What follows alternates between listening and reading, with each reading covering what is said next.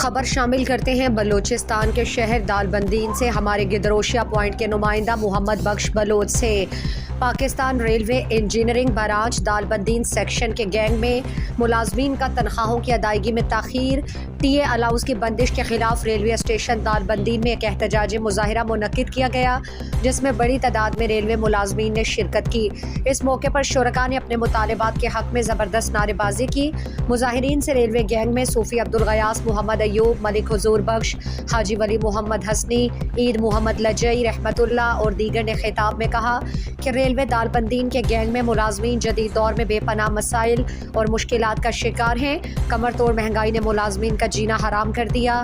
Railway Dalbandin section کے gang مینوں کو ماہوار تنخواہ مقررہ وقت ادا کرنے کی بجائے 45 سے 50 دنوں کے تاخیر سے ادا کر دی جاتی ہے، جو کہ ہمارے ساتھ ظلم ہے۔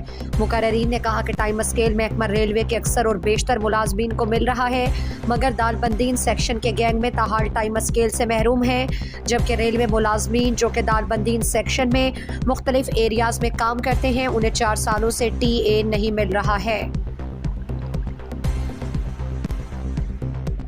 مزید دلچسپ معلومات اور خبروں سے آگاہ ہونے کے لیے Gedrosia point Facebook page, Instagram, Twitter کو فالو اور یوٹیوب چینل کو سبسکرائب کریں۔